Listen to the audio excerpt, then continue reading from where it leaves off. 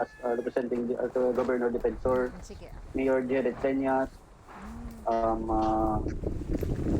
Regional Executive Director Recoter, Regional Director Raspon, Jonathan Tugunan of Tesla, and other heads of our subtask group, resource speaker and participants, mayong hapon sa tanan. I will be presenting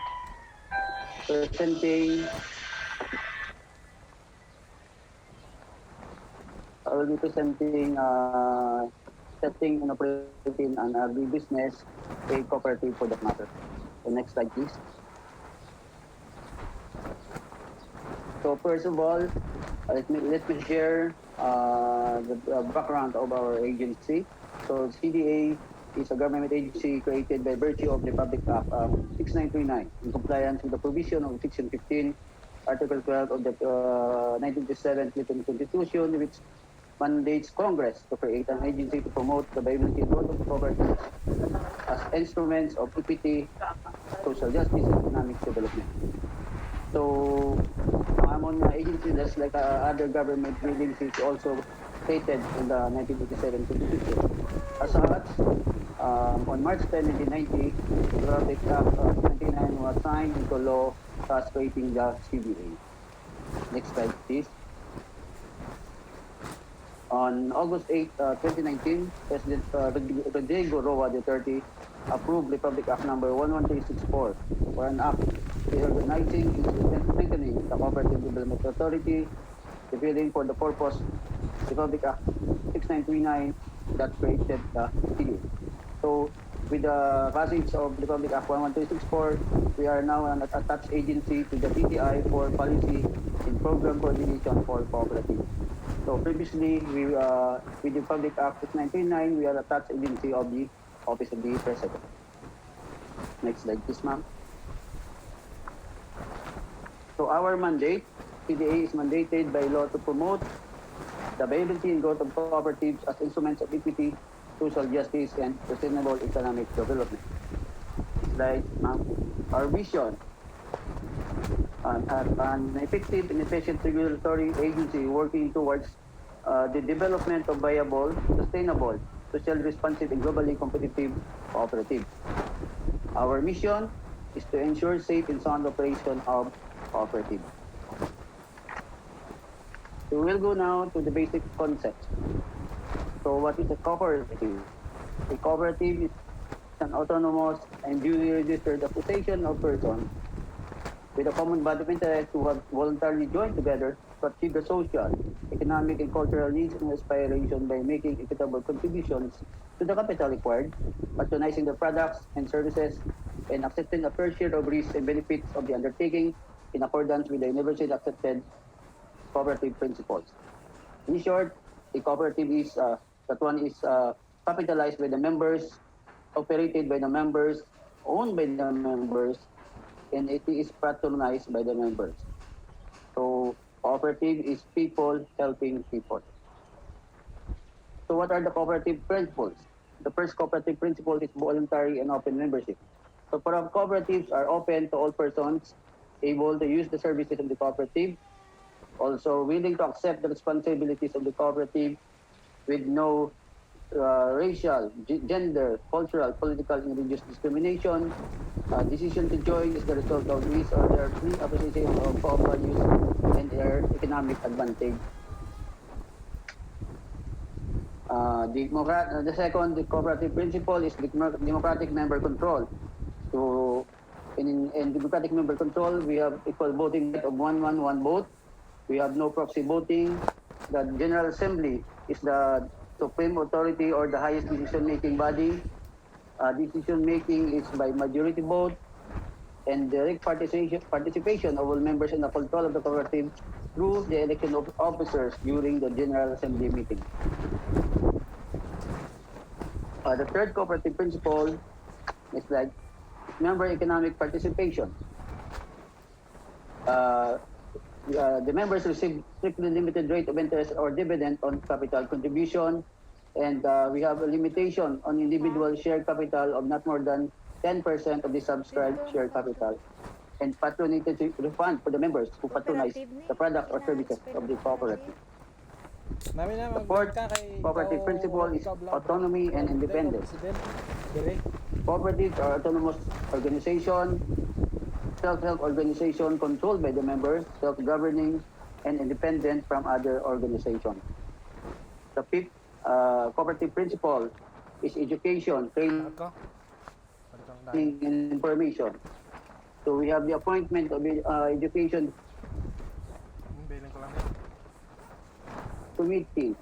Also, we have the provision of organization net surplus is called net income. And we have the requirement for pre-membership education seminar before admission to the cooperative. We have also ownership and membership meetings. And importantly, we have continuous training of members, officers, and management and staff. Sa Robinsons. The sixth cooperative principle is cooperation among cooperatives. So we have membership in secondary and tertiary cooperative organizations and participation of cooperatives in economic integrations like intercooperative trade and lending. The seventh cooperative principle is concern for community.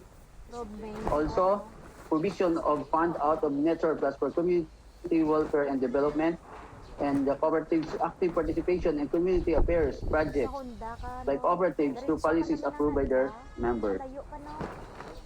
So we go now to the types and categories of cooperative. Cooperatives may fall under any of the following types. We have 25 types of cooperatives. First of all, advocacy cooperative, agrarian reform cooperative, agriculture cooperative, consumer cooperative, cooperative bank, credit cooperative, the most famous, lending and saving services, dairy cooperative, education cooperative, we have electric cooperative, financial service cooperative, fisherman cooperative, health services cooperative, housing cooperative, marketing cooperative, multi-purpose cooperative, producers cooperative, professional service cooperative, small-scale mining cooperative, transport cooperative, water service cooperative, workers cooperative, and credit charge fund cooperative, and other types of cooperative as may be determined by the authority. So what are the categories of cooperatives? Cooperatives are categorized according to membership and territorial consideration as follows. In terms of membership, the cooperatives are categorized into primary. Primary cooperatives, the member of which are natural persons, while the secondary cooperatives, the member of which are the primary cooperatives, and the tertiary cooperatives, the member of which are secondary cooperatives. And letter B, in terms of territory, cooperatives are categorized according to areas of operations which may or may not coincide with the political subdivision of the country. So we have the national operations of a cooperative, regional operations, or province-wide operation of cooperative. Next, let's go to what are the requirements for the organization and registration of a primary cooperative. So please take note, at least 15 or more members who are Filipino citizens of legal age with common bond of interest and are actually residing or working in the intended or area of operations may organize a cooperative. Also, they should have completed a pre-registration seminar given by our office.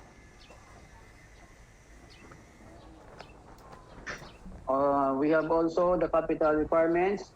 Authorized share capital shall be provided in the articles of cooperation. At least 25% of authorized share capital shall be subscribed by the members. At least 25% of subscribed share capital shall be paid by the members prior to registration.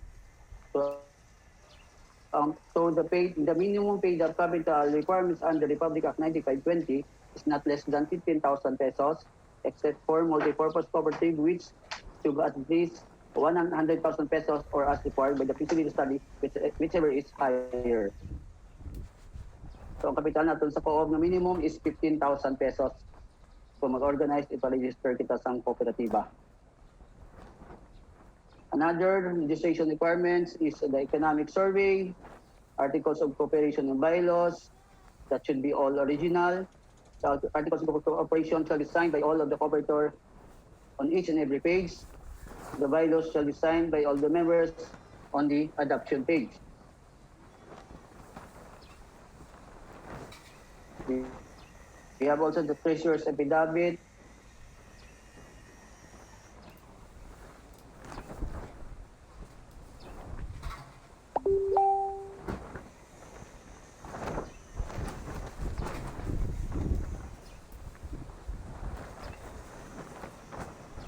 Security band of the accountable officers.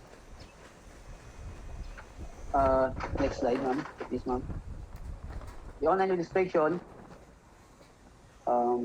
you just go to www.cda.gov.ph, click the icon, the cooperative registration, click e-Coopres, create your account in the cooperative registration information system, and you may now log in to your created account. So, makreate kita account before kita makalagin sa e-Coopres. So, after client successfully logged in the verified account, the client may now apply or register the cooperative online. Registration requirements submitted online will be checked by the CDA registration section if it complied with RA 520, CDA memorandum circulars, and other issuances relative thereto. So, medyo madugay kanila mo ini na topic ang online registration. So, any inquiry or information gusto nyo ma-acquire, please na lang kamo sa mga registration section. So, contact our registration section. So, next slide, please. Schedule of fees and charges. Name reservation.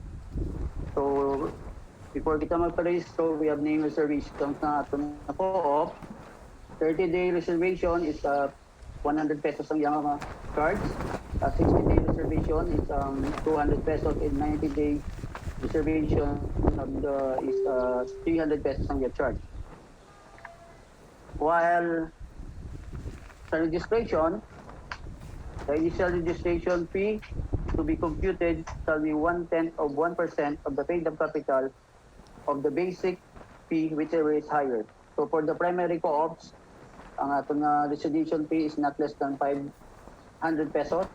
Secondary co-op na 2,000 pesos. Tertiary co-op 3,000 pesos. And for laboratory co-ops, we have a recognition fee of 50 pesos. On amendments naman, for the existing cooperatives, on specific provisions, payment is 300 pesos. By substitution, also 300 pesos. On increase of capital, 1/10 of 1% of the increase paid up share capital. For merger naman, 400 pesos. If there is increase in capital, we should apply T3.